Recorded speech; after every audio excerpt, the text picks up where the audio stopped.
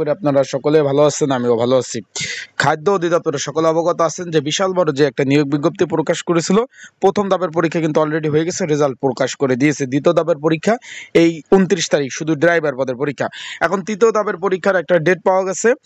সেখানে কোন পদের পরীক্ষা হবে এবং কতজন পরীক্ষার্থী পরীক্ষা অংশগ্রহণ করবে, পরীক্ষা নিজ জেলায় হবে না বিভাগীয় শহরে হবে না আপনার ঢাকাতে হবে, সেই বিষয়ে আলোচনা করব এবং কোন পদের পরীক্ষা হতে যাচ্ছে সেই বিষয়ে আলোচনা করব। পরীক্ষার লিখিত এমসিকিউ ভাইবা হবে না শুধু লিখিত আর মৌখিক পরীক্ষা এইভাবে হবে, সকল বিষয় নিয়ে আমরা আলোচনা করব।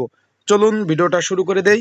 তার আগে বলে দেই, আপনারা যারা আমার ইউটিউব চ্যানেলে নতুন তারা অবশ্যই আমার ইউটিউব চ্যানেলটা সাবস্ক্রাইব করে রাখবেন। ফেসবুক পেজ থেকে ভিডিও দেখলে ফলো করুন, লাইক কমেন্ট শেয়ার করে অন্যকে দেখার সুযোগ করে দেবেন। আশা করি আপনার বিষয়বস্তুটা আপনারা বুঝতে পারছেন। আর যে কোনো বিষয় জানতে কমেন্টস বক্সে কমেন্টস করতে পারেন। এখন বিশাল বড় নিয়োগ বিজ্ঞপ্তি প্রকাশ করছে, সকলে জানেন।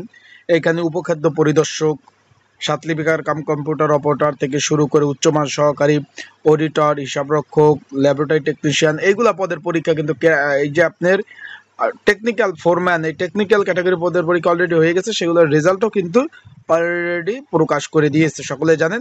এই ড্রাইভার পদের পরীক্ষা আগামী 29 তারিখ, 29 আগস্ট পরীক্ষা অনুষ্ঠিত হবে, লিখিত পরীক্ষা, সকলে জানেন। এখানে এখন আমরা যে পরীক্ষা অনুষ্ঠিত হবে, এখানে পরীক্ষা হবে, একটু অবগত আছেন আপনারা। এখানে পরীক্ষা হবে অফিস সহকারী কাম কম্পিউটার মুদ্রক্ষিক, আগামী 26/9/2025 তারিখ পরীক্ষাটা হওয়ার সম্ভাবনা রয়েছে। আবার বলি, অফিস সহকারী কাম কম্পিউটার মুদ্রক্ষিক, এইখানে 436 পদের বিপরীতে এখানে পরীক্ষার্থী হলো 1,90,50 জন পরীক্ষার্থী পরীক্ষা অংশগ্রহণ করবে। বিষয়টা ক্লিয়ার হয়েছে? 1,90,000 পরীক্ষার্থী পরীক্ষা অংশগ্রহণ করবে।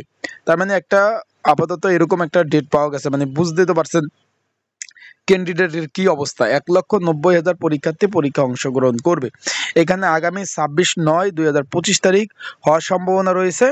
এমসিকিউ, লিখিত এবং ব্যবহারিক এবং এখানে মৌখিক পরীক্ষা 4 ধাপে কিন্তু পরীক্ষা অনুষ্ঠিত হবে। প্রথম অবস্থায় এমসিকিউ পরীক্ষা হবে, এমসিকিউ পরীক্ষা পাশ করার পরে লিখিত পরীক্ষা হবে।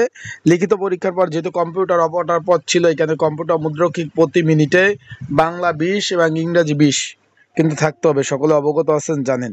সেটা কিন্তু টেস্ট হবে। টেস্ট হওয়ার পরে চূড়ান্তভাবে মৌখিক পরীক্ষা হবে, এই এক্সামগুলো হবে। এখানে পরীক্ষার্থী 1,90,050 জন। এখানে আরেকটা বিষয় আমি একটু বলে দেই, এইখানে তাদের যখন পরীক্ষার ডেটটা মানে শিওরলি পড়বে, তখন কিন্তু তাদের ওয়েবসাইটে সুন্দর করে সকল ধরনের তথ্য তারা দিয়ে দেবে। আশা করি বিষয়টা বুঝতে পারছেন। এখন এখানে যারা পরীক্ষার্থী রয়েছেন, পরীক্ষার প্রিপারেশন প্রস্তুতিমূলক একটা সাজেশন আছে, যদি আপনাদের প্রয়োজন হয় স্ক্রিনের উপর হোয়াটসঅ্যাপ নাম্বার রয়েছে, ডিসক্রিপশন বক্সে নাম্বার রয়েছে, এই নাম্বারে মেসেজ দিয়ে আপনারা কিন্তু সাজেশন নিয়ে পড়তে পারবেন। যদি প্রয়োজন হয়ে থাকে এই নাম্বারে মেসেজ দিয়ে যোগাযোগ করে সাজেশন নিয়ে আপনারা পড়তে পারবেন যাদের প্রয়োজন আছে। এখানে আরেকটা বিষয় আপনাদের বলে দেয়, অনেকে জানতে চেয়েছেন এখানে মূলত পরীক্ষা কোথায় হবে। অনেকে জানতে চেয়েছেন যে ভাই আসলে পরীক্ষা কি বিভাগীয় শহরে হবে না ঢাকাতে হবে। এটুকু আপনাদের আমি একটু বুঝিয়ে দিচ্ছি যে পরীক্ষা বিভাগীয় পর্যায়ে হবে। এখানে প্রথম অবস্থায় এমসিকিউ পরীক্ষা, পরবর্তীতে আপনার লিখিত পরীক্ষাগুলো সব ঢাকাতে অনুষ্ঠিত হবে। আশা করি আপনারা বিষয়বস্তুটা ক্লিয়ার হয়েছেন।